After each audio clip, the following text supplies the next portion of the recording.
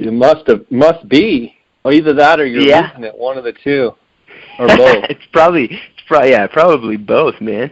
Have you been getting some good skiing in?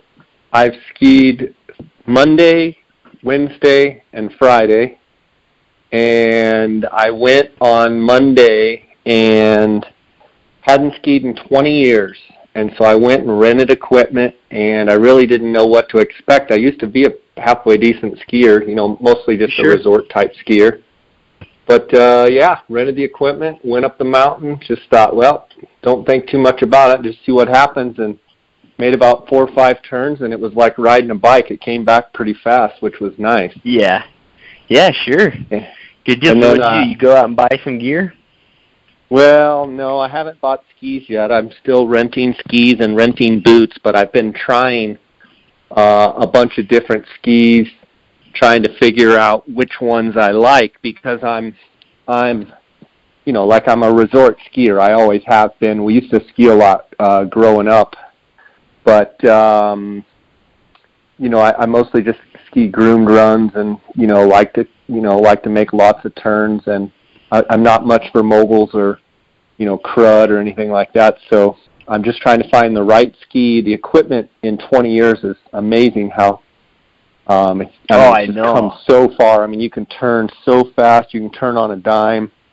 I've been trying a bunch of different pairs of skis. I found 2 yesterday that I really like, but I'm just having fun, kind of getting back into the sport, and I'm enjoying it. I after the first run I made, I was like, I can't believe it's taken me 20 years to get back into this. Yeah, it's crazy how that stuff goes, but you're right, man. I mean, I've taken like lulls in it, and it's amazing the skis, like how much like the learning curve in skiing now is 1/10 of what it was because of the skis. I mean, at least that's my belief. And my perception too is just riding on the lift, and then just skiing. So I've done 3 days at Snowmass. I haven't gone over to Aspen Highlands or Aspen yet, but just my perception of the overall skier, it seems like everybody's skiing better, and sure. You don't see a lot of snow plowing. You don't see a lot of people on their back. You don't see a lot of people falling, and I mean, even the beginner hills and stuff, it seems like people are just picking it up a lot faster, and I think that goes to the equipment. I think it's a lot like archery too, where some of these compound bows and such, I mean, someone that hasn't shot a bow, if they have any coordination at all, a lot of times you can take someone that's, hasn't shot a bow very much and just be like, all right, draw back, do this, do that. And man, they're putting arrows in there at, 30 yards, like, no way they could have done it 25 years ago. Yeah, they're pretty much an assassin after a week of using one. I know what you mean. It is interesting. Probably Snowmass, you probably have, it's probably a little bit of the crowd, Jay, but I think you're probably right too. It's just people get better faster. You'll like Aspen Highlands. I mean, it's even more so that way because there's nothing green there. But so that's kind of one. I mean, it's small. That's the only thing. But I'd love skiing that place. For me, the perfect runs are groomed runs. I don't mind steep stuff. I really like to make lots of turns, and I really like to make good turns. Sure. And so, I actually like, groomed and blues or double blues or even blacks that are groomed. When I was young, I used to like to ski moguls and stuff, but, I was skiing on like 200, or I guess it'd be 200 centimeter skis. And now it's rare to get them much over 185, so they're skiing a much shorter ski, a wider ski. I skied on some yesterday that were like 106, I guess it'd be millimeters wide, and just very stable, just phenomenal. Sure. Yeah, and I'm probably like, I'm the same as you, Jay. Like, I don't really, but I guess the caveat is I've never was really trained doing moguls or anything, but I never enjoyed them. To me, they just always felt like work. Yeah, no, I mean, and it's I'm 45 now, and it's like, my knees, well, I mean, especially with these Dall sheep hunts coming up this summer, like, you know, Dar, you don't want to get screwed up. Dar's been like, so should I start training for my Arctic Red River sheep hunt? And I'm like, what do you mean? And he's like, because when you blow yourself out, you know, he's like, you're an idiot at 45 with 2 Dall sheep hunts coming up this summer to take up skiing. I'm just like, well, you know, I'm just taking it easy. So, but you'll be good. Welcome to the podcast, Cliff. Let's just have fun, and I want to break down Colorado a little bit.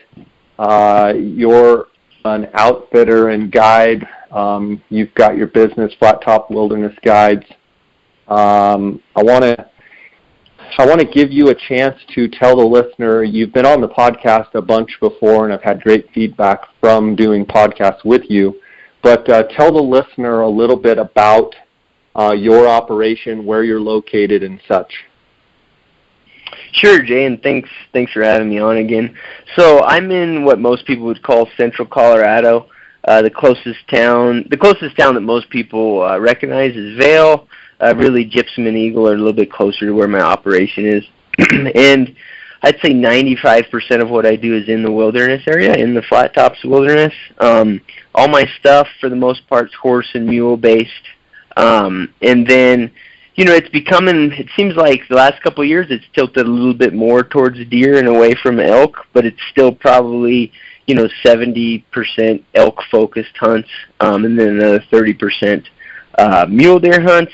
And that goes, I do archery all the way through 4th rifle. And so I know we've gone pretty in-depth in that stuff in earlier podcasts, but you know, I think the gist of it is it's horse-based trips, and it's in a remote wilderness. So, like, I mean, when people are calling me about hunts, you know, my hunts they're about the game and seeing elk and big deer and all that stuff, but they're also a fair amount of the component or a large component of it really is the experience. It's to me, it's one of the few places left, at least in the 48 states, that you can get remote and kind of hunt elk that way. Let's talk a little bit about some of those things you just said. I mean, if I would have asked you this question 15 years ago or even 20 years ago, you would have said that it's a completely, you know, elk-based operation with, you know, obviously there's big deer around always. And then we had deer, you know, our deer numbers there, in your area, you know, just blew up, and then you had that winter kill of 07. Talk a little bit about the deer, what kind of shape the deer are in, the herd itself in your area, maybe even in Colorado in general, any of that knowledge that you have about what is going on. Because, you know, one thing, and this is just an outsider's perspective, is Colorado used to be, you know, known for their elk, and, you know, just if you want a great elk hunt, go to Colorado. And like you said, even in your operation, it's shifted a little bit more, focusing on mule deer. Not that you don't do a lot of Colorado elk hunts, but, you know, the trophy quality in Colorado has never been great. And it's kind of gone through periods where it goes up and down, and even with this limited draw stuff, you know, even those limited draw units have some ebbs and flows. But talk a little bit about how, you know, it kind of goes from being an elk state to a mule deer state. It seems like the buzz right now is mule deer for Colorado. Yeah, and I can, you know, on that question, Jay, I mean, I can talk for probably an hour about it, so just kind of guide me a little bit if you feel like we're getting off track. But, you know, I'd say that your perception is right, and part of that, so just on the deer front, I mean, you know, these counties, Pitkin, Garfield, Eagle County, I mean, they've always had big deer genetics, and I'll kind of focus on, you know, my opinions and thoughts on those counties because that's what I'm really most familiar with, you know, Jay. But, you know, they're the three of the main counties that produce big deer, and they always have. I think the bigger question is that the density of them fluctuates quite a bit, right? And we do seem to be on the upswing for sure, particularly since that winter kill. You know, we do have age class back in almost all these units, even the easier to draw units. So I think everybody's seen that. and that's a reality. Just the population's better.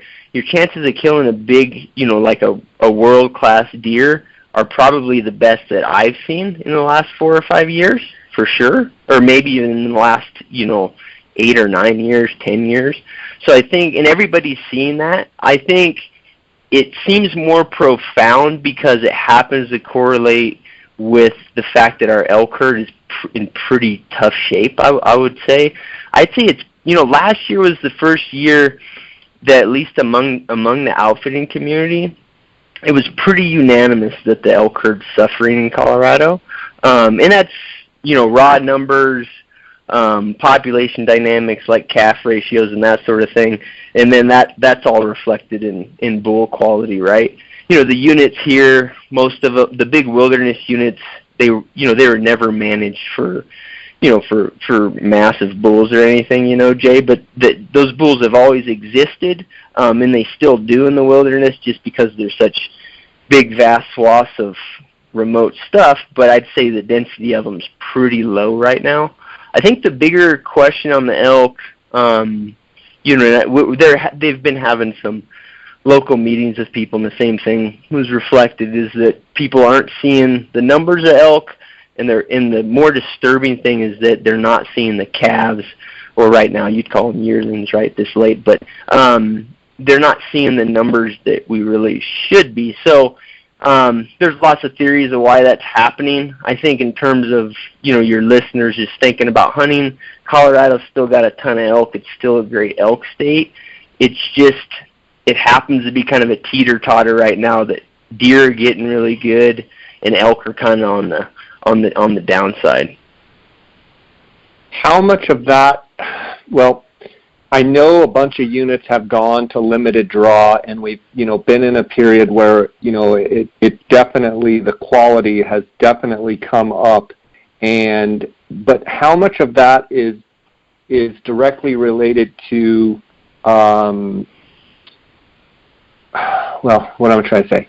It seems like in the over-the-counter units, every elk gets penalized just for being a 5-point bull or having a 5 or 6 inch brow tine, and they get shot. Mm-hmm. Then You've got your limited draw units that, the quality is a little bit better, but from an outsider looking in and the Game and Fish going, well, where's all our hunters going? Well, if the quality of experience if it's going down and the quality size of elk is going down, and every legal bull that is out there is getting shot at, I would argue, well, duh, you're taking the resource that, you've built your reputation on, and now you've just blistered it. Can you speak to that, or is that a perception outsider is not, No, I think you're spot on, and it reflects, the view that I've expressed pretty publicly and pretty aggressively, Jay. So basically, the problem you have not to make it a total political conversation, but the problem you have is that the elk herd is what pays for everything in Colorado. If you really look at the budget of the Fish and Game guys, the elk herd is what the elk herd, but also within the elk herd, it's really the over-the-counter bull tag, right? And then within that, it's non-residents. That's if you got to pick one tag that moves the needle in terms of budgetary stuff, it's over-the-counter bull tags, for sure, right? So we have, that's something that the state is dealing with, and it is a problem, right? Because if we don't keep the quality of those hunts up, we're going to lose non-resident hunters. That's going to affect budgetary stuff, and it's going to affect the budget of the Fish and Game that's already in pretty tough shape, right? So does that kind of hit on what you're saying? Yeah, I mean, it's just it's one of those things that it seems like all of these state agencies, bless their heart, it's like they all need money.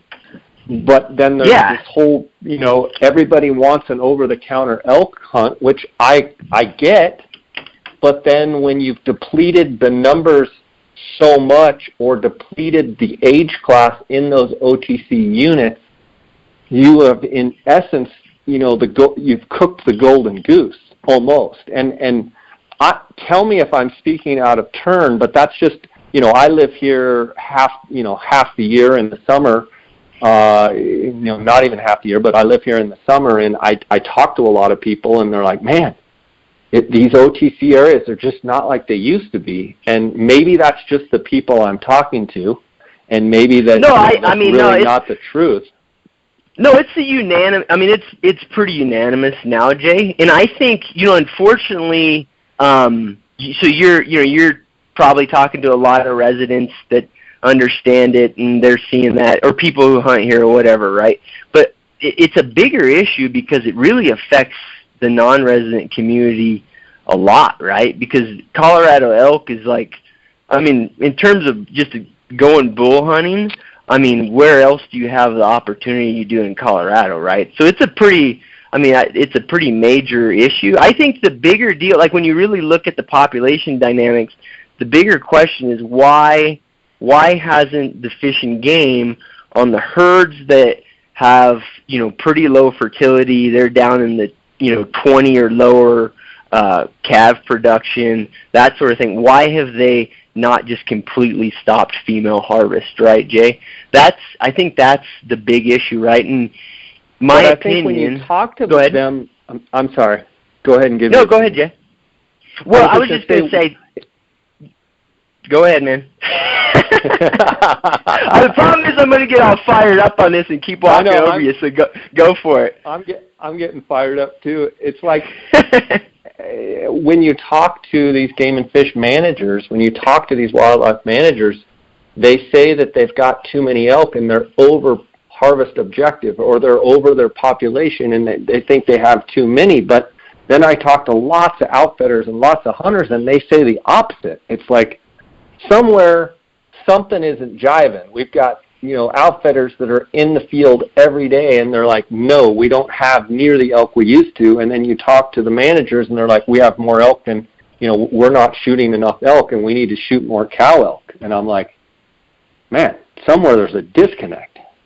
Yeah, and so I would say probably, and this is going to get for sure opinionated, Jay, but I'd say the first thing is just the data quality is I would call it piss poor. And you're talking to a guy that's dealt with data not only in outfitting but also in my, outside of that professional life. Generally, their statistics and data are horrendous. I don't think so I think that's a fundamental issue, right? I think the other thing is that there is it's the easiest way to explain it is we want to manage them on science, but when a system is going broke, there's always going to be a bias, right?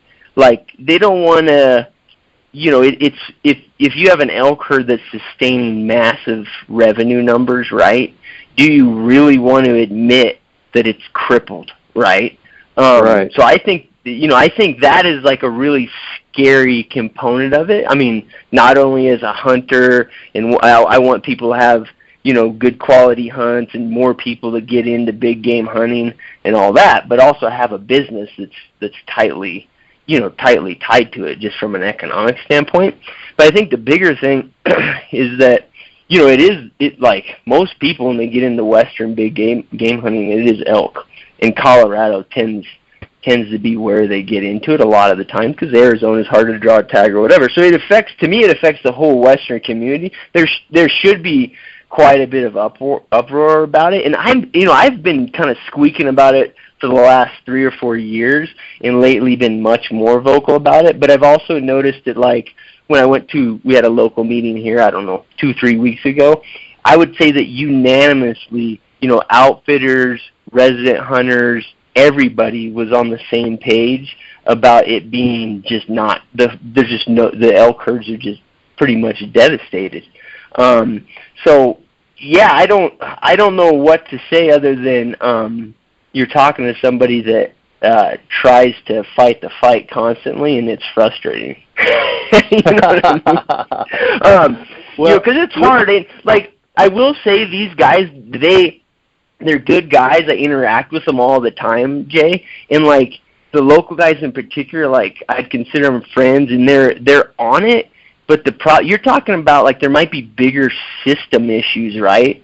That are just I don't think that like the elk herd is on a spiral to zero or anything like that. But I think what's happening is we're probably way lagging behind in terms of management, right? Like are they managing the elk herd 5 years behind reality? You know what I mean? And that's probably true.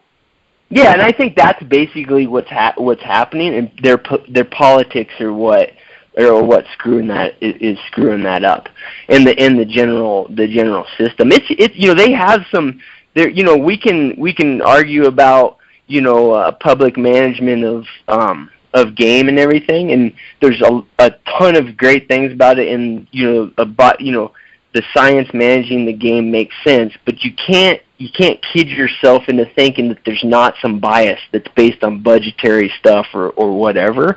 And I think that's what we're seeing.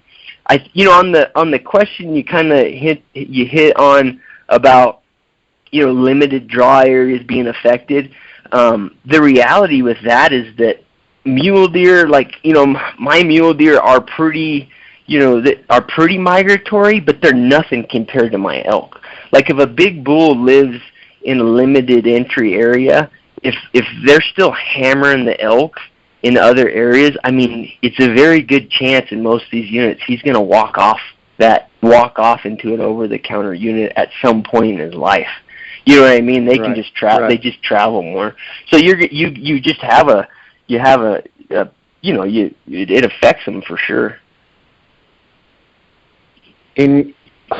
Genetically, in your opinion, if and it would never happen, we're just talking hypothetically here, but if they said, okay, we're going to go like 3 years and we're not going to harvest any bull elk, in your opinion, would Colorado, and then all of a sudden you come in that 4th year, so you go 3 full years, you don't harvest any bull elk, you come in that 4th year, in your opinion, would there be ever been as big of bulls in Colorado, across the top end as there is in any state? Do you feel like genetically that the genetics in Colorado are ever been as good as any, Utah, Arizona, Montana, some of these states, New Mexico, where there's some big elk? To me, it's an age-class thing.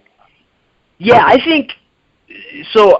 I'm not really in depth on the science, but I do know this, Jay, that a lot of these bulls actually have the same exact genetic base because they came out of, basically the elk herd here was decimated, right, and it was in several other states, so they essentially transplanted elk out of Yellowstone, right? Those genetics are cross Colorado. So like if you look at these Northwest units that got big bulls or whatever, and then you've got, I know they transplanted some, in areas Montana and other places. You have the genetic base is pretty similar. Now you could argue that really aggressive harvest of young bull, of these over-the-counter units that get hammered. You could argue that since those transplant, the genetic mix kind of change, right? Basically, bulls that got legal faster got killed. So you kind of change the genetics of the bulls. When I've talked to guys about it'd be hard to argue that's actually happened. So you kind of have the same genetic base. Now, down in Arizona and stuff, I don't know, Jay, there might be some little differences there. But just as an anecdote, my area in the flat tops, I've had guys send me pictures from from the 70s, black and white pictures of 380-inch bulls, 390-inch bulls. So the bulls can get that big. I think it's just age. There's always going to be a little component of genetics, but if you think about it, it's the same elk. They all a lot of them came out of the same places, Are you of the opinion, this is always a good campfire kind of debate, argument type of thing. If your 5-point bulls are doing a lot of the breeding, rather than some of your 6-point bulls or your older age class bulls doing the breeding, my opinion is and it may be wrong, but my opinion is that semen, or that what they pass on, it's the same. Like genetically, it's the same. And am I wrong in the fact that if a 5-point bull is doing the breeding, it's not a 5-point bull because it's never going to be a 6. It's a 5-point bull because it's young, but it's doing the breeding. Whereas a 6-point bull or better, that's 6, 7, 8, 9 years old, it could be a 6-point, 7-point, extra kickers and whatever. But breeding is breeding, and genetics are genetics. If a spike with great genetics breeds a bunch of cows, which they're capable of, the calves are going to have great genetics, right? Right. Okay. Yeah, and go ahead. I think we could talk forever on this. Let's transition a little bit, because I think we're gonna bore your listeners. That's what you're saying. I think it's fun to talk about, but we also got to cover some ground on. I got you. To apply for Colorado is midnight, April 3rd, coming up. And there's some changes this year to the Colorado draw. You no longer do anything on paper. Everything has to either be on the phone or online. And I believe you no longer have to front any license fees to apply. Tell me if I'm right, and if you know of any other changes there. Yeah, so I would say I can go through a couple changes they did, Jay, but I'd say the biggest one that's the talk of the town is for sure the fact that you don't have to front the tag prices as a non-resident anymore. And then the online system, it's related, right? So basically the online system, if you've been applying to Colorado, when you go to apply this year, you're going to realize that their software on their website, it's completely new, right? I've gone through it with a bunch of my hunters and myself. In general, I think it's a great improvement. Everything works better. It's less clunky, all that, right? It's easier to check how many preference points you have and everything. But there's a little pain in the butt factor getting set up, because if you have historical points and all that, you need to go in there and set up an account with your I can't remember what they call the number, but it's on all your licenses. They call it the CID. CID number? Yep. Yeah. Yep. So you need to go in there and set up a new account on their new system. And people have run into little issues with that, but I've found that they've been super responsive if you call them. They just because they're kind of ready for this. So that's the big change on the functional end of things, and then this deal with the application. So now, whenever you go and apply, all they're going to do is hit you I think it's $3 per species, or I think it might even be, it's $3 per species. $3, yeah. Yeah, and so it's basically, it's a lot easier for a non-resident to apply now, right? They're not going to hit your card for the tag amount until you actually draw. So I think that's probably the most significant change. I mean, if there might be a few people out there that were doing it, or only wanted to do it via paper. I'm sure most people were kind of tired of doing Colorado applications, via paper application. So I don't think there's any big issues there. Everybody's probably ready to go to the internet. So that's the biggest change. There's some other little small changes I don't even think people are going to notice. Like I know on group applications, the leader has to apply first. You used to be able to kind of do it simultaneously. But, I mean, those little things I don't think people are even going to notice. Are those kind of the changes you were thinking of? Yeah, one thing that struck me is the license fee for a resident's $31. Mm-hmm. That seems so cheap to me that you can buy a $31 license and go elk hunting or go deer hunting. And I don't Joe, want to, you keep wanting to bring it back to the political conversation we just avoided.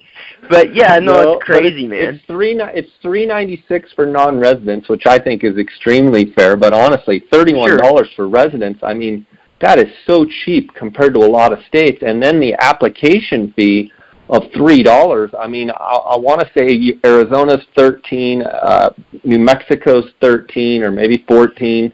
I mean, $3 to apply. I mean, that is almost borderline ridiculous. I want to say to the Colorado Department of Wildlife, and people are probably going to shoot me, and I'm going to get hate mail, but like $3? I mean, $3.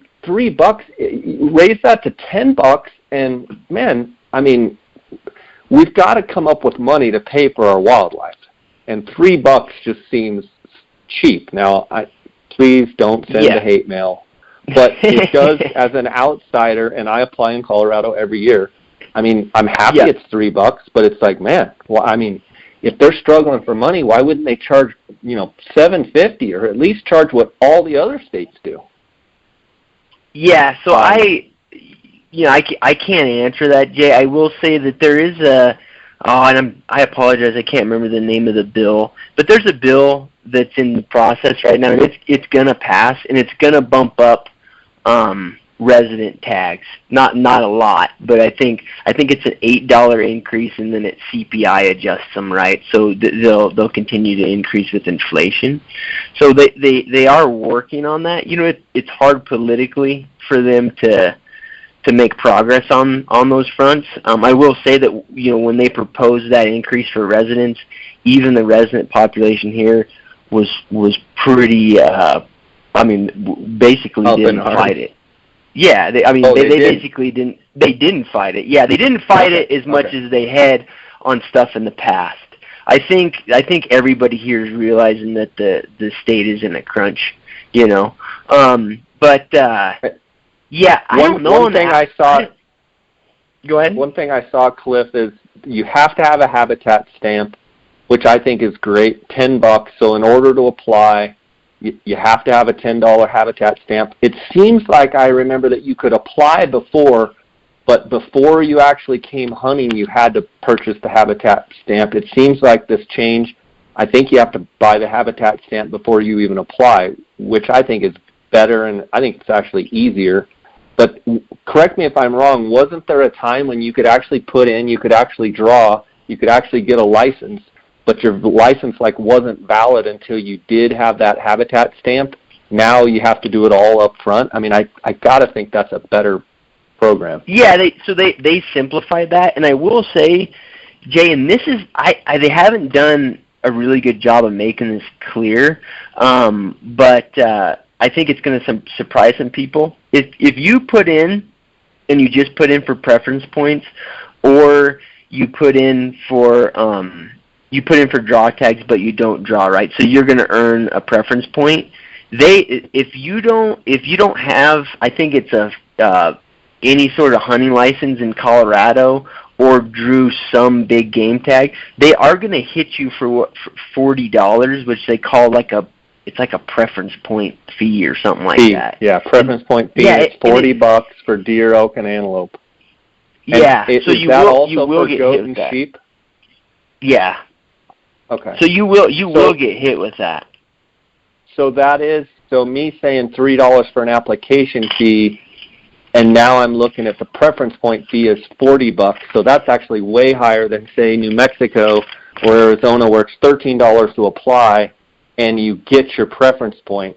So actually I'm wrong in that Colorado is going to get some money back, because they're charging basically $40 for. If you just did preference points across the board, it's going to be $40 for each animal, correct? Yeah, but what's weird is that they're not going to charge it when you first apply. They're going to charge it when you don't draw, and then the point, and then you get the point instead of the tag, right? So It's basically when your card doesn't get hit for the tag, it's going to get hit for this $40. And I'm actually this is because they didn't make this real clear. I'm going to read it real quick so your listeners know. Hunters will be automatically assessed $40 per species for a preference point unless they have purchased one of the following: a fishing license, a small game license, a resident combination small game license, or a fur bearer, or they have a big game license in the previous year, or a current limited license that they drew in the draw. Does that make sense? See, it's kind of convoluted. So if you had So if I have a fishing license from last summer and I apply for Colorado and let's just say I do preference points across the board, are they saying that the $40 does not apply then? That's the way I read it. You know, and then you wonder, and then you want to look and see, like, you know, you want to see if there's some sort of arbitrage, right? Like, you can just buy you're going to get points, so can you just buy the non-resident fishing license, right? But see, you'd have to look at that. I don't know what the fishing license costs right off the top of my head. You'd think they would have figured that out, you know.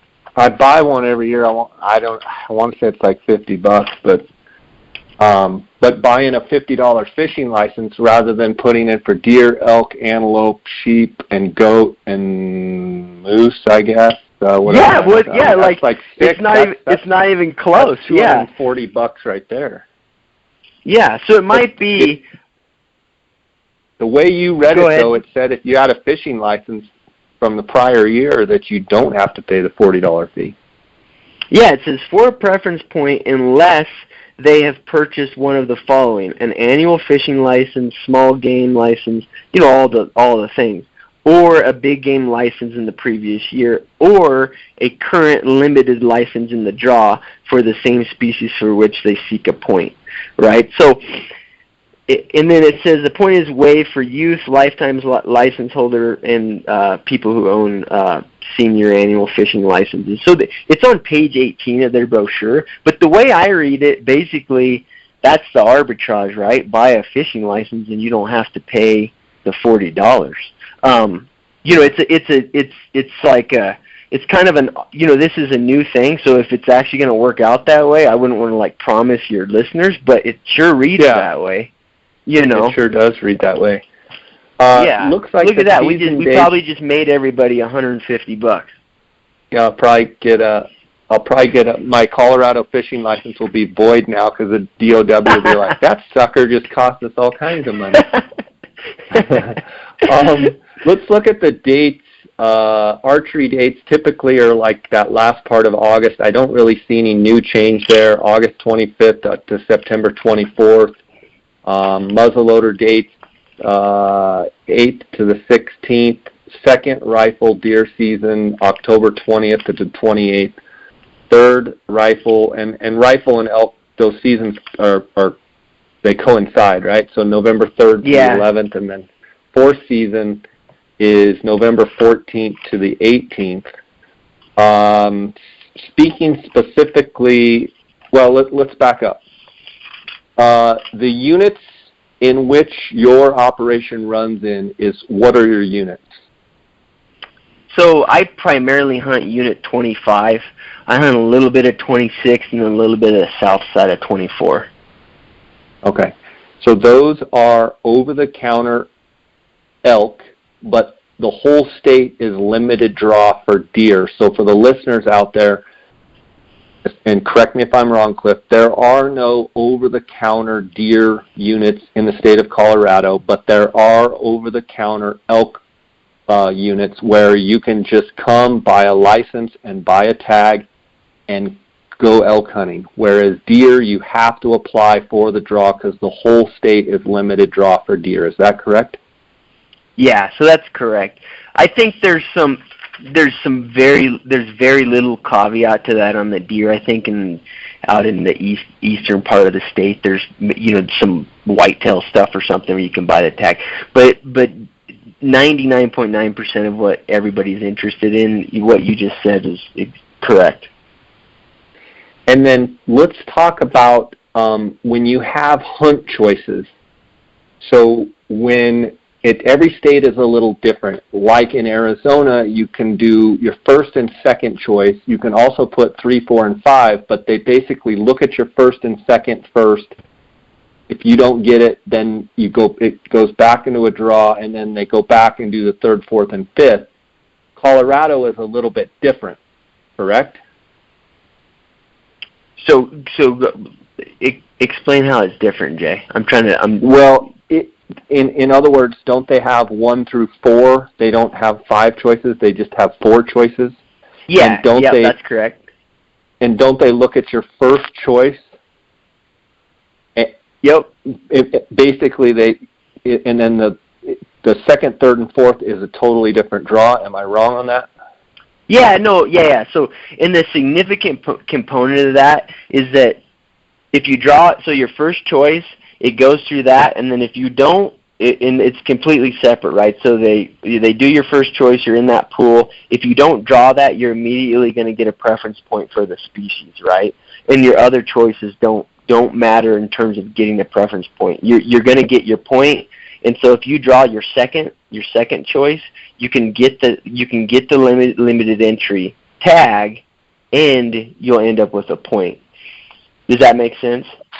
Yeah, and that was something that I kind of caught on to last year, and we tried to talk about on the podcast, is the fact that you can actually draw your second choice mule deer permit and go hunting on a pretty good hunt in some pretty good units, but you can still get your preference point and apply for your home run unit, let's call it, and still get your point, but still go on maybe a second season a deer hunt and have a chance at a pretty good buck. And that's something that I think a lot of people don't understand, and fill in the holes where I might not have been too clear there.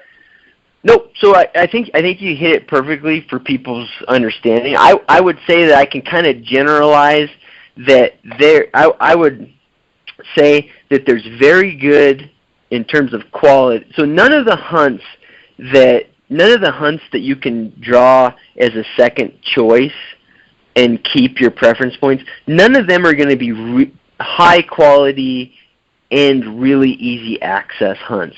You know what I mean? A lot of them will be harder to access hunts with very high quality, or they might, or non-rifle hunts or whatever. So generally what you're looking at, most of those hunts in there, they're going to be like second season rifle tags in some pretty exceptional deer country. A lot of those you can draw as second choices. And then a lot of your archery tags you can draw as second choices, and there's a few muzzleloader tags you can draw as second choices. So, I mean, it's actually a fair amount of, a lot of these units you can draw second choices that produce, big deer. I think guys that consider themselves pretty serious mule deer hunters, if they're not doing that, I have no idea why. You know what I mean? Because, I know guys that kill 200-inch deer on second choice hunts, not more than one time, So, while still accumulating their preference point for their first choice application, correct? Yep. Cliff, as you know, Go Hunt Insider is a sponsor of my podcast. They're actually the title sponsor, and I'm actually on GoHunt.com Insider right now, and I'm looking. They've got a pretty cool graph here, and every state and every animal, they do basically an application strategy. And I'm looking at this, and it's actually a pretty neat chart, and it's showing Colorado post-hunt deer population estimate from 2004 to 2016. What's interesting is it's showing the deer population in 2004 as 600,000, in 2005 at a high of 613,000.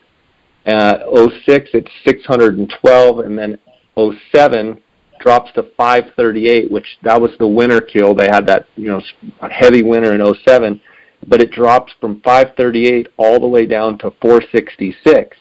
Then it continues just dropping every year, 2009, 2010, 11, 12, 13, and it looks like it bottomed out in 13 at 390,660 estimated mule deer in the state of Colorado. One thing that's interesting to me is that in 2014 it bumped up to 424,000, then it bumped up to 435,000, and then it's showing 2016 as it's come down to 418, so it did start to tip down a little bit. What a difference between the low of 2013 of 390,000, so let's just call it 400,000 deer, to the high of 613,000. So there's 200,000 deer in a period of 8 years that are gone. I mean, think about 200,000 animals gone. That's kind of an amazing chart. And I know a lot of that, and I'd like you to weigh in on it, a lot of that had to do with that huge winter kill in 2007, right? Right. Yeah, so how much do you think like Colorado in general has had a super mild winter, like super mild. How much do you think a super mild winter like what we're having will have an impact, and we'll see this graph start to really tip up on a year like this? Yeah, so I would say that when I talk to fish and game guys, they'll always, like this time of year, you start feeling like, oh, the deer must be doing good, and the deer look like, usually like right now, Jay, the deer are starting to look pretty ragged. You know what I mean? It's just a long winter here, But deer look good, like they look healthy, but they'll always forewarn. You could always get big. You can get ice ups in the winter range, right? Like we can get wet snow, and they can get cold and ice it up, and that can cause big winter kill. Even we're not like out of that zone, right? So I guess that'd be the first caveat. But let's just say it stays really mild like this. Is it going to have a big, huge upswing? I mean, I hope it does. I really don't know. I know it has an impact on quality of bucks for sure, because it has been the last few years. We're just not the bigger bucks are not dying. You know what I mean? They're just not. So your observation as an outfitter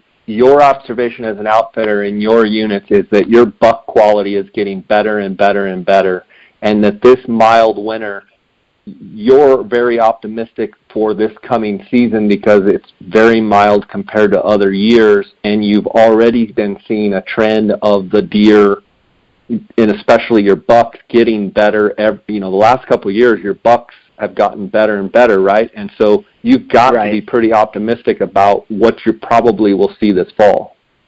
Yeah, and I am. And so I think, to me, that's the bigger thing with it. How much it's going to affect the overall population, I don't know. But it kind of kicks back to the elk thing.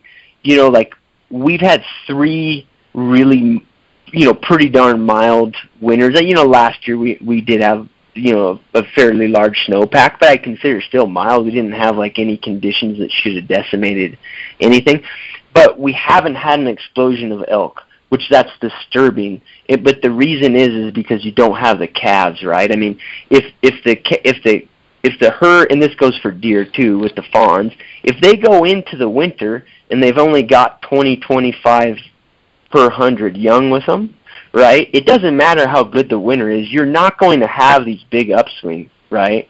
And so that's the question. I mean, I'm very in tune on the elk, and those ratios are low. And so that means even though we're having these mild falls, these mild winters, we're still not getting. I mean, 10 years ago, if you had 3 winters like this, I mean, they'd be calling out the troops to kill cows.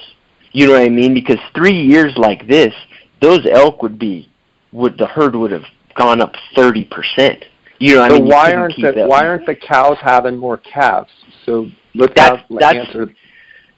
Yeah, that's the major question, and it applies to deer too. The deer seem to be doing like a little bit better, Jay, and there could be some other reasons for that.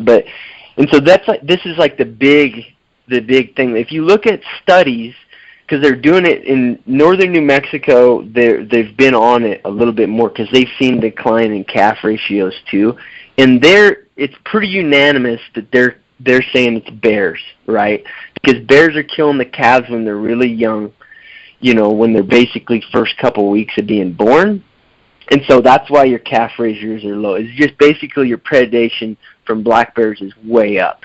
Right, and that seems to be what's going on here. We don't have like the academic research to support it, unfortunately. But everybody seems to acknowledge that's part of it. The other thing they try to look at here, particularly in the part of Colorado that you spend your time and where we live here, is that human activity does have a fairly negative effect on deer with fawns and cows with calves when they're young. And so a lot of this calving ground that has a lot of other activity, it does affect the elk. My personal opinion that it's way more biased towards bears, because in my country there's no other human activity, and we still have low calf ratios, right? And so that doesn't. Colorado doesn't have a spring bear hunt. They only have a fall bear hunt. So in other words, those bears come out of hibernation, and what do you do when you come out of hibernation? You come out and you're hungry. And then so all of a sudden, as soon as they come out of hibernation, here's all these calves and fawns. They're just going to, you've seen it yourself in your country where they'll just come in and just start just killing them for fun almost. They're eating them and they're killing them for fun too. Yeah, what it is they get, because they only have the bears are only effective on them like for a couple weeks. And it's basically in what I would call like the camo phase, right? Where the cows are just hiding the calves, or the does are just hiding the fawns. And a bear will just work calving grounds and just tear one calf in half and then go over and gut another calf and whatever. And so they can just hammer them, right? And right now, the obvious thing on all this money stuff, Jay, I'm gonna go there one more time and then we'll keep going with the conversation. But the obvious solution on the money thing, and for everybody, not just Colorado residents, anybody that hunts Western big game should be focused on it in Colorado now, is a spring bear hunt it would bring in more money, and it would, in my opinion, would turn this elk herd around, right? And the $3 application fee, or all the $8 additional a resident pays or whatever, that's nothing compared to 3 years, 4 years from now, this state just spewing out over-the-counter good hunting opportunities for bull elk hunters. If they got that cranking again by basically predator control on these bears, they wouldn't have financial problems. If you look at the math, it's like that's what drives the whole thing. But the problem is it's just politically hard in this state to pursue that, and these guys know it. I personally think they still should, because if you don't, the analogy I use is it's like being diagnosed with cancer and saying you only got 40% chance of living, and then you just roll over and say, well, I'm just going to die, right? That's kind of the philosophy now on it. Instead of being proactive about it? Yeah, instead of just being like, no, this is BS. We're going to pursue this. And unfortunately, I wish we had more non-resident push here on that subject. I just don't think people know, because that's obvious solution. If the bears are killing the economic engine of this thing, I hate to say it, but just nobody wants to hunt bears in the fall. And so why not, solve that issue? And then if you talk to, and just to add another layer to it, if you talk to all the local enforcement from Colorado Parks and Wildlife, in the spring, all they do is spend their time catching bears in town. Aspen, Eagle, Glenwood, all that. That's all they do. And they don't get to do the job that they're hired for, right? And it believe me, I talk to them. They hate it. You know what I mean? They want to go out. They want to be out. Getting data on elk or doing enforcement stuff, checking fishermen, whatever. They don't want to be dog catchers. You know what I mean? So to me, that's an obvious one. Like what? Why? But it's just politics. Do you think the bears have more of an impact on elk and deer than the lions? And because you guys have also been jammed into a quota season for lions, and the quotas, I think are very low. And so between the lions and the bears, but do you think the bears are more of a problem? I think I heard you say the bears are more of a problem on the elk for sure. Yeah, so on the elk calves, bears are more of a problem, right? It's an anecdotal observation, but I'd say most people would agree with that, right? The lions, what I would say about the lions, like right now, we're hunting them in these big deer areas. You know what I mean? And we are getting the quota out of the deer areas.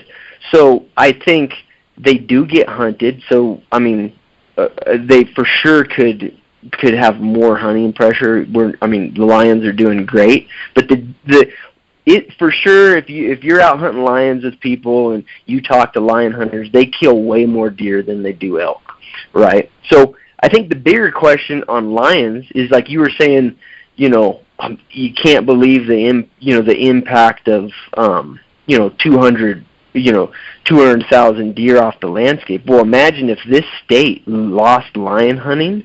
Now all of a sudden maybe the bear thing is less of an issue, right? And the lion hunting, now just if you do the math pretty quick, I mean, let's just say each lion's killing 30 deer a year, which it's kind of a low estimate of what they say, and you look at what how many lions are being killed a year. I mean, start taking that off the landscape every year and see what your deer herd looks like. You know what I mean, Jay? So right now I think bears are more relevant, but that's because they haven't made lion hunting illegal, but it could happen in this state, right. So, does that answer your question?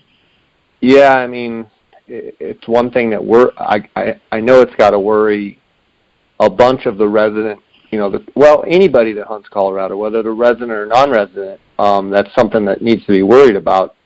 Definitely, we all worry about in our state levels, politics plays a huge role. I mean, I think, the grizzly bear ban in BC, right, where it was totally political. I mean, it just got banned. I mean, it could happen to mountain lions. For that matter, it could happen to bears in the state of Colorado as well. I mean, sure. It's sometimes scary when there's people that just, I'm at odds with a lot of what they think, but there's a bunch of them, and it seems like they're multiplying by the day. And at any given time, if they outlawed bear hunting and lion hunting in Colorado, I mean, you can kiss your elk goodbye. Yeah, so you can kiss your elk goodbye, but the other thing is you can kiss the best mule deer state bye too, right? Oh, absolutely. Absolutely. And to me, that's the only way to combat it, Jay, is like all your listeners who are non-residents, when they see, and I've tried to be better at it myself, and try to not be so self-centered here in Colorado. But when they see ballot initiative in Arizona, or if a ballot initiative comes up in Colorado, if you're a guy from Missouri, you're a guy from Pennsylvania, if you like deer hunting and elk hunting, it has to be a major, that you got to consider that an attack on you, because that's the only way that any of this is going to be combated, is that any Western hunter, regardless of where you live, this should be like number one priority. And I personally think it should be number one priority of all these these foundations, or not foundations, but the Wild Sheep Foundation, the Goat Alliance, the Mule Deer Foundation. It should be unanimous that having some control over predators is a big, big deal. And right. So what you're saying is, if one state gets attacked, everybody should take notice, because as soon as that state, they're not going to stop until they get that state attacked and done. But don't think that they're going to stop right there. They're going to keep coming after more states, and they're going to say, well, we already did it in California. We already did it in Oregon. We already did it in Colorado. Now we're going to do it in Utah. Now we're going to do it in Montana. Now we're going to do it in Arizona. That's what you're saying, right? Yeah. No, I'm saying that, and then I'm also saying so Colorado everybody knows Colorado is the front lines politically, right, Jay? But the other thing about Colorado is, if you add up all the quality deer hunts, and we've spent the last hour kind of talking negatively on the elk, but in the end, there's still a ton of elk getting killed here every year. It shadows most of these other states by a huge proportion. So it's not only that it's a chain of an event, it's a reality here, just from the sake that, if they took the lion hunting out of here, because you have to look at the lion hunting and the mule deer population. What people don't understand is that with all the ag-related activity, the sheep guys and the cattle guys in central Colorado, and then even in southern Colorado, basically where the big bucks come from, these guys have had their thumb on predators for the last 100 years, right? And so don't kid yourself that that's not a reality. If that comes off, your deer hunting here is going to shit. I guarantee it. And so everybody needs to kind of acknowledge that, not just here in Colorado, you know, because it's a good state to hunt deer for everybody, you know. Yeah, so we got to get on this draw, Jay. Man, I know. It's awesome, though. It's awesome stuff.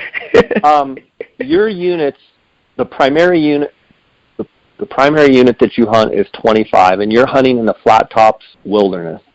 And there's, give me kind of an idea of the span of country that you hunt from miles, like north to south and east to west. What are we talking roughly? So, you know, the way that I've thought about it is I think that I consistently hunt probably around 80 to 85,000 acres is probably what I hunt, Jay. In terms of square mileage, unfortunately I can't pop it off the top of my head.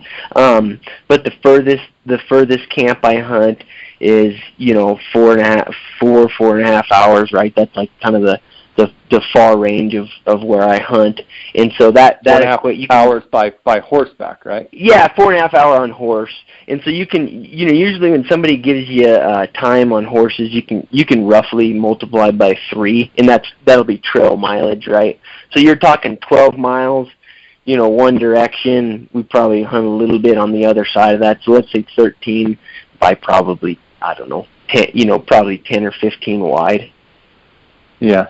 Last year you guys shot some great deer. The year before that, you shot some great deer. Like we talked, it seems like your area, and I think it's a reflection of, Colorado's quality as well, like we talked about. I mean, you guys have been shooting some good deer, and you've been booking clients, that want to hunt those big deer. As far as your deer hunts looking forward for 2018, what seasons do you think are going to be the best? How do you see the deer hunt shaping up in your units? So, third and fourth season are going to be the best. The draw will tell you that fourth is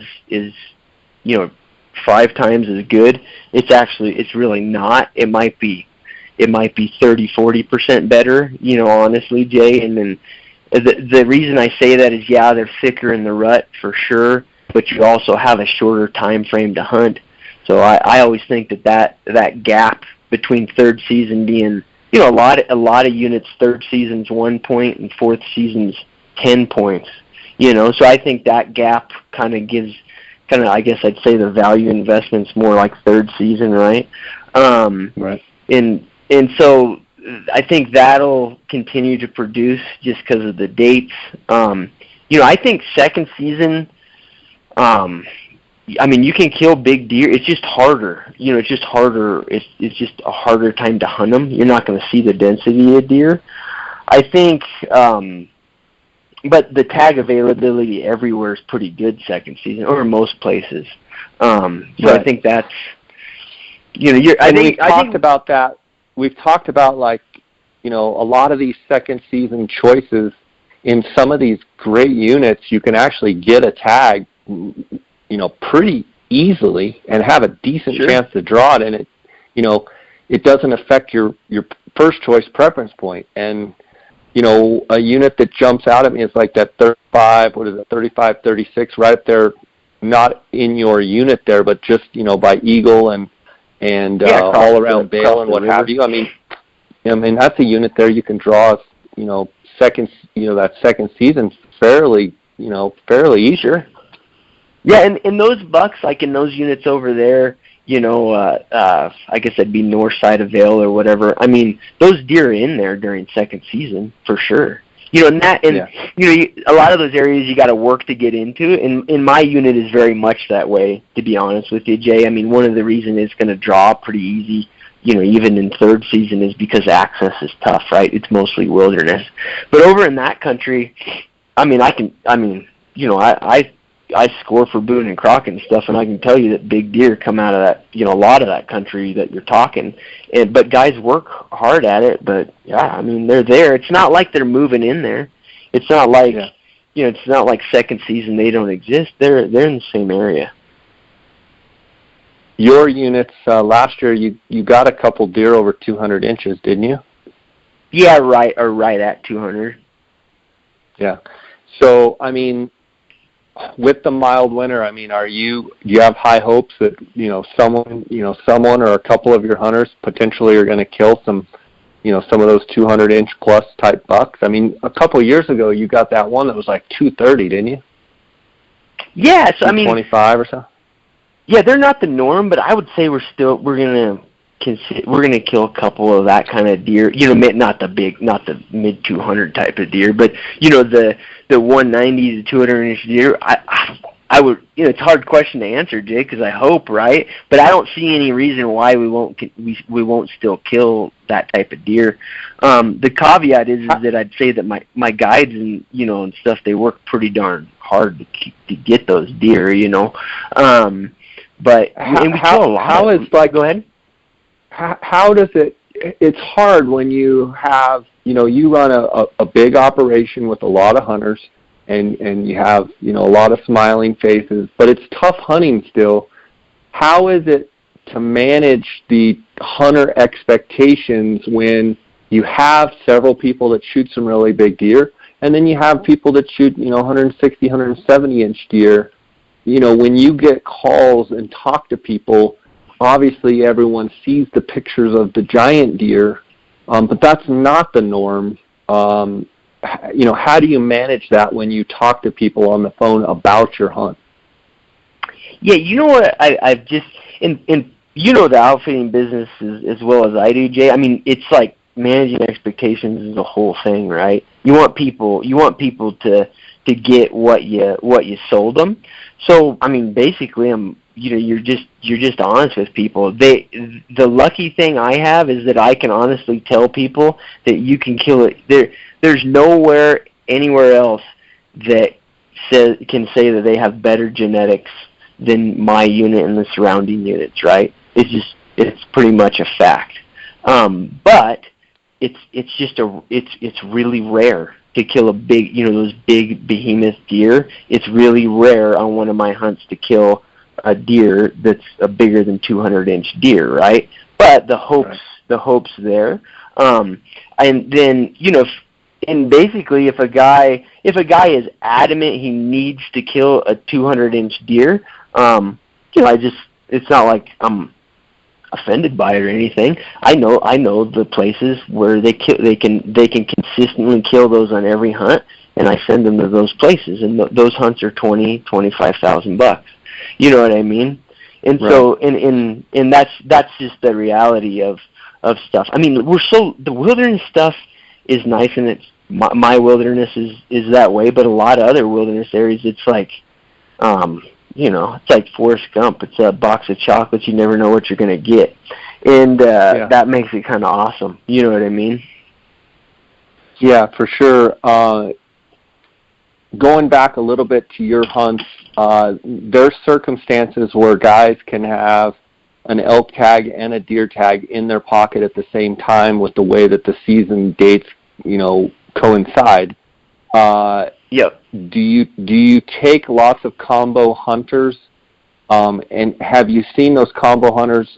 I would assume in the past, before there was limited draw for deer in Colorado, the combo hunt was the big thing where, I'm sure even the guys before you in the flat tops, that was the huge thing, is hunt mule deer and elk at the same time. Sure. Do you still get quite a bit of combo action? I get a lot of guys that do that. And then it kind of varies year to year, but this last year I had several guys kill both a bull and a deer. Again, it's not the norm, but when conditions are right, you can do it for sure. And it depends on the guys too, just how they hunt, their experience level, all that. But I would say that for, that's why a lot of guys like to hunt with me, is that they can hunt both. You know what I mean, Jay? And then, in September, guys can hunt bears too. And so, like I said, not a lot of guys are infatuated with that, but if they can add it, if they can add it to a hunt, it's not a big deal. For sure. They just added, I believe last year, maybe the year before, a high country rifle mule deer hunt, and you kind of had mixed emotions, I think, about that when I talked to you last time, in that, you see big deer, you've shot a couple big deer, but it seemed like last season you just said for whatever reason it was just a weird year, and that rifle, velvet, quote unquote velvet hunt just wasn't what you expected it to be. Is that hunt, do they have that hunt this year, and what are your thoughts on that? Yeah, so they do have the hunt this year, and so I'll just run through real quick, last year on it. I had 2 hunters booked for it, and I calculated I had spent something like 12 to 15 guide days, up scouting for deer for that hunt, and in late August, and I couldn't turn up a buck worth shooting, which is really an anomaly. Usually that time of year I can find, several deer, a bunch of different bachelor groups in the high country. My theory on it is we kind of had a dry spring, and so there was no new growth on the willows, and I just couldn't. They weren't feeding where I usually find them. I don't know if that's the reality or not, but we couldn't find them.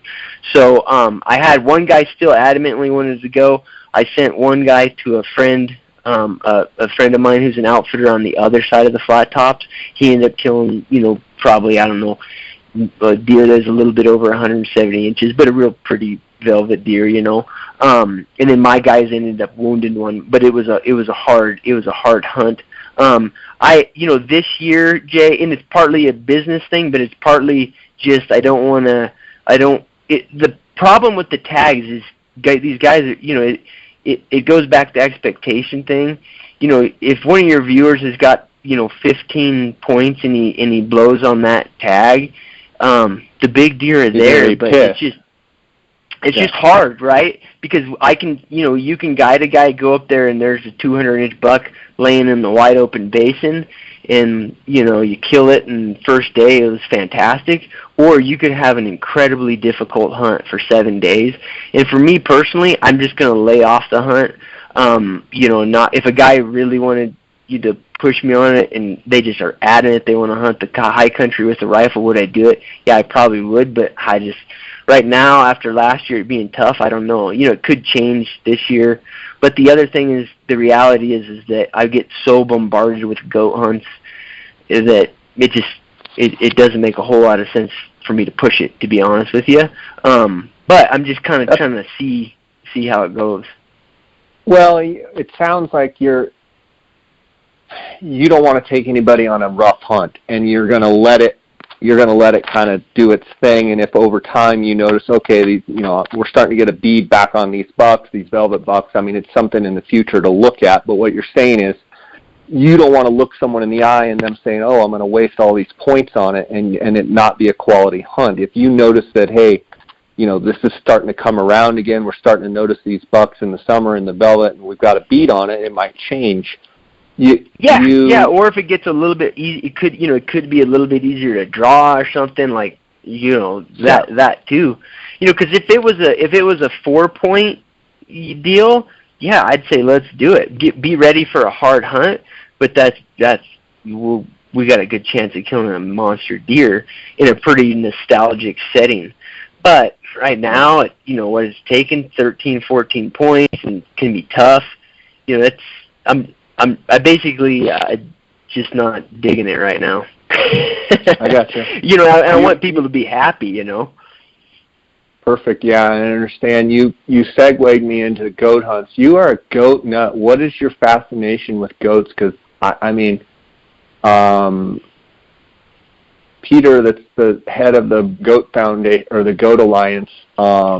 He's a nut. You're a nut. Like, you are a nut about goats. What is it that just drives you nuts about those things?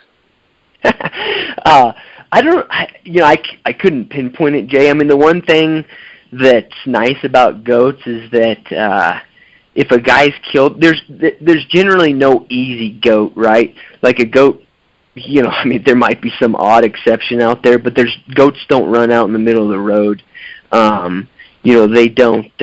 They don't walk in the camp. Are you talking like a turkey? Are you saying they don't run out in the road like a turkey? Was that a dig at me? You were taking a jab at me, weren't you? But you know what I mean? Like they just, and it's just the nature of where they live, right? You got to work to get up to them. So I think I enjoy that. But honestly, I actually really like the species just from a biological standpoint. They're super interesting. They're really uniquely adapted. I won't say they're the most intelligent animal. They're not, to me, on just pure instincts and predator-prey dynamic. Elk are heavily hunted elk are the hardest thing to kill, right? But in terms of just being super evolved for their habitat and just a cool animal, I'd take goats any day, And you did a bunch of goat hunts, and you love taking goat hunters. Let's talk a little bit about the units. Why don't you break down kind of your top units, the units you like, and talk a little bit about them. Just I'll give you the rein to go for it. Okay. Yeah, so right now in the goat deal in Colorado, if you've got a fairly high number of goat points, you should probably start to try to do it. The general view on goats, it seems to be, from the Fish and Game guys, and they're overt about it in a couple units, is they want to knock down the population pretty heavily in certain areas, and there's a bunch of theories why that is. The main thing is, I'd say, in the maroon bells, and then kind of over there a little bit on the towards those Buena Vista, in Independence Pass, and they're real concerned that the goats are having a negative impact on the bighorns, right? I don't know if there's any truth to that or not. But anyways, they have pretty high quotas, like unsustainably high quotas in a couple units. The main one that's probably going to come up on most people's radars, particularly for non-residents, is 12. And you've been in that unit probably, Jay, in the Maroon Bells. Yep. Yeah, and so I've guided a bunch in the unit. There's a lot of goats in it. It's intensely, so the thing about that unit is there's a lot of human activity, more so than almost anywhere else I've hunted. And so you have to deal with that, and then there's lots of access points, right? And there's good trails because of that human activity. But that doesn't make the terrain any less rugged where the goats live. So I would say it's on the far, like if you're going to be picky on the goat you harvest, it can get wild really fast in that unit just because of the terrain. But right now, I personally think it's a pretty, if you want to kill a goat in the next 2 or 3 years and you're a resident or a non-resident sitting with 10 points or whatever, you got a really good chance of drawing that tag because they're putting out something like, I think, 60 or 65 total tags in that unit right now. And then, so I'd say the unit next to that, as you go towards Independence Pass and towards Buena Vista, is G13. I've guided that unit quite a bit, and they kind of knocked that population. They did the same thing to it. They're doing what they're currently doing to the Maroon Bells unit, and they knocked that population back. But now they're still, I think they give out something like 25, 26 total tags in that unit. That unit has less density than G12, but I prefer guiding in that unit, and I think kind of the overall hunting experience is better, just because you don't have as much non-hunter traffic, and then even within the hunting, you're not constantly running into goat hunters. That G12 with that many goat tags, you're basically, you're going to run into other goat hunters for sure. But the negative side of G13 is that it's harder to draw, right? So that's and those are the two big units that I'm familiar with that are going to have decent chances for non-residents. But I'm trying to think who else has a non-resident tag. I know G6 doesn't, G3 and G2, which are the other main ones that I've guided in, but I'll go over them real quick anyways, Jay. G2 is probably my favorite unit to hunt. It'd be south of the Collegiate Peaks, right out of Buena Vista. It's pretty hard to draw, but if you got a lot of points and you're willing to wait it out, like you don't have to go hunt G12 while they're pumping such a high quota of tags out, I think G2 is a good bet. It's a super fun hunt. It's like there's a lot of road access up high, but it can still get really physical because what you'll end up doing is hiking into little hidden basins. In a lot of those little basins, you'll be completely by yourself, and you can find goats in them. That's like G2, G3, even G13 to some extent. It doesn't have the intense, rugged nature of the maroon bells, like the real sheer, craggy, nasty, high elevation stuff. It has more of that. It's more mild terrain. It's big mountain country. I mean, it's there's tons of 14ers and that stuff, but it's just a little bit more comfortable to hunt, I'd say, than G12 is in general. So G2, as I said, one of my favorites. G3 is just north of it. It's good and it's easier to draw, but the problem is you have to hunt the wilderness for the most part, that Collegiate Peaks wilderness, and it's just harder to hunt. If a guy's really wanting to do a backpack hunt or whatever, it's a fine unit. It's got plenty of goats in it, and it's kind of like G2 in the sense that there's just not a ton of goat hunting pressure. And then your odds are better than G2. I think it's probably half as hard to draw G3 than it is G2. And that's because of the access, right? Like not everybody, a lot of guys that are getting where they're going to draw, there's always that random element. But the reality is once you get to, 12 to 17 points, like you got a lot of tickets in that raffle per se, right? The older you get, it's just harder to hunt some of that goat country. And I'd put G3 in kind of that spectrum just because it's that wilderness area. You've got to get in there somehow.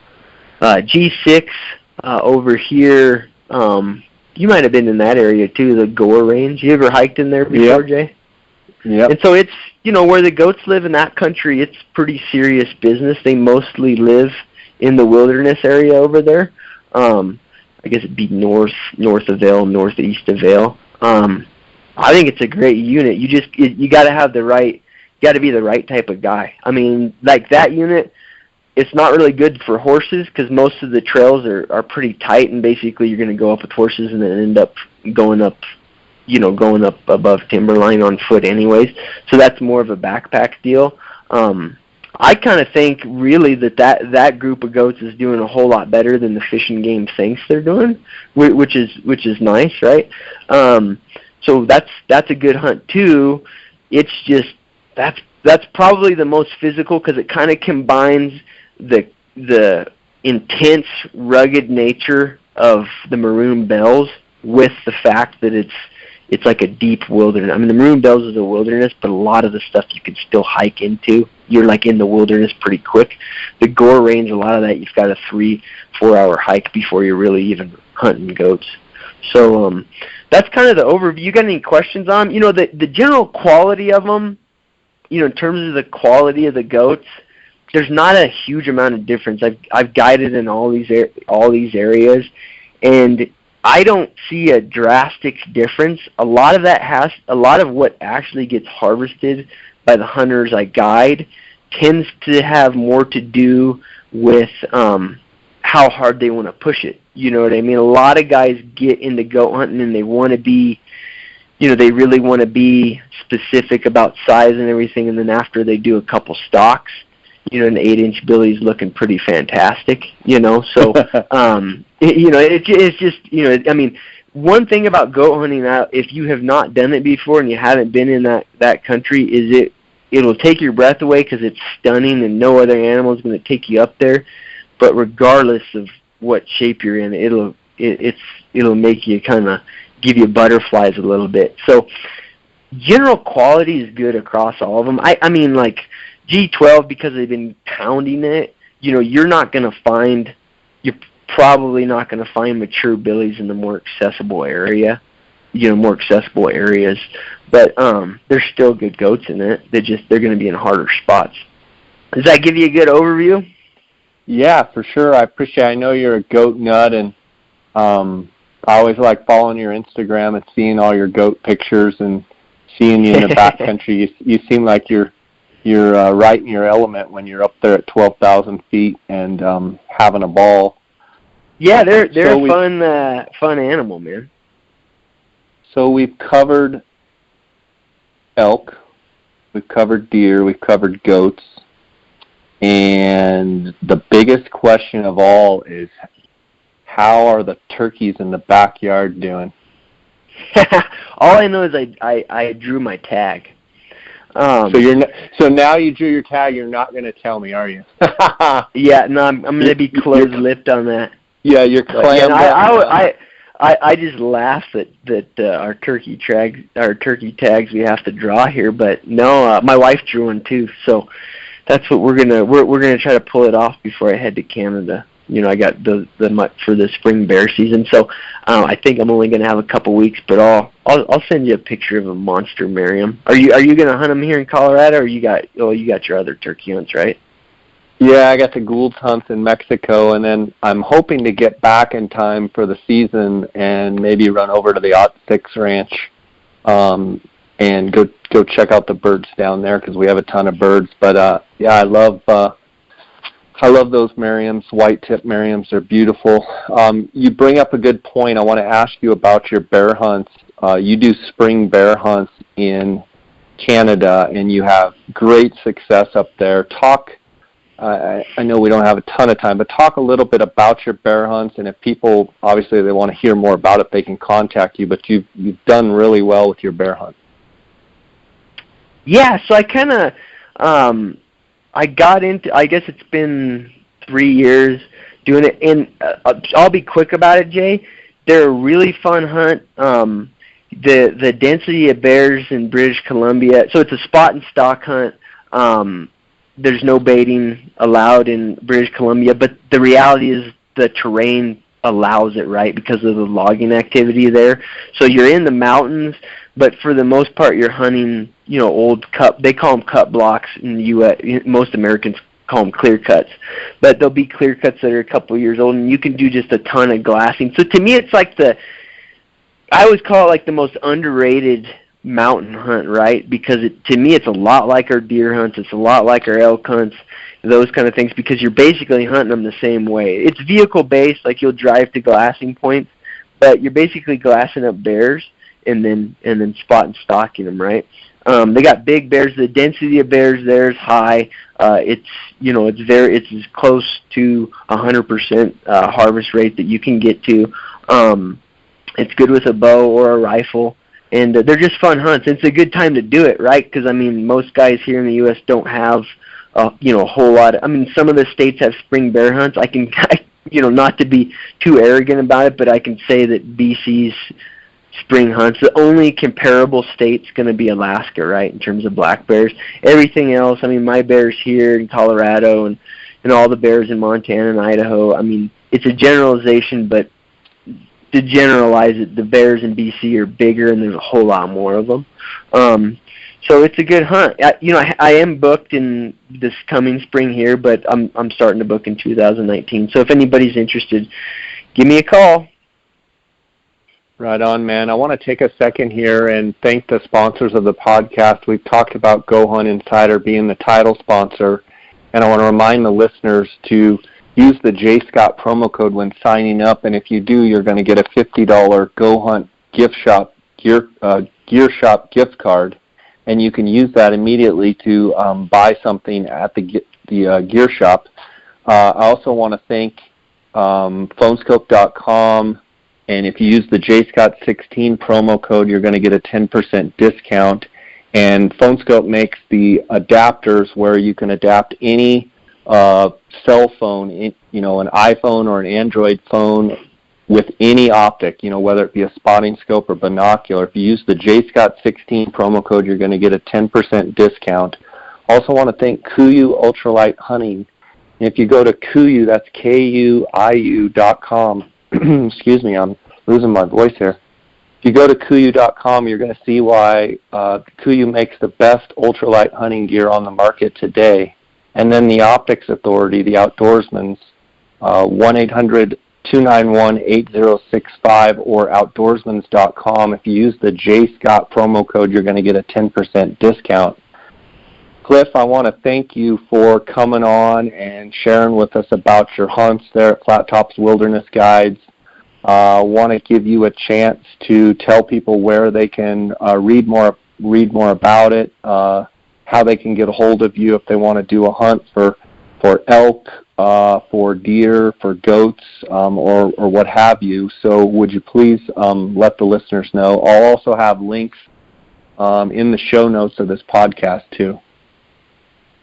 Yes, I mean, the best way, Jay, is just my website, and it's FT Guides, so FTGUIDES.com. That'll take you there. All the details on all my hunts are there, all my contact info. So that's everybody's best bet, and they can send me emails via that. And then, of course, Instagram, right? I've got to catch up to you. What do you got? You got like 50,000 followers now or whatever. I'm just waddling around here in the muck trying to get 2,000.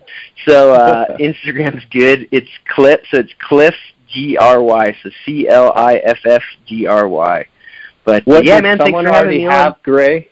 Did someone have Cliff Gray already, so you had to shorten your name? I feel like we went over this before, Jay, and I don't even know. Did you misspell it? I typoed my own name and just went with it.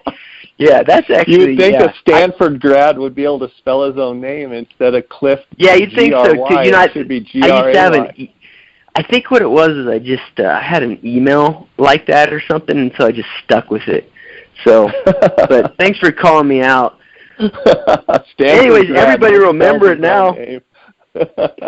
Everybody will remember it now, so that's all right. And you won't be sorry because he's got a lot of cool stuff. I've been digging some of those old photos that you put on there from like back in the 70s with the snow like over the top of the outfitter tents. It's really cool.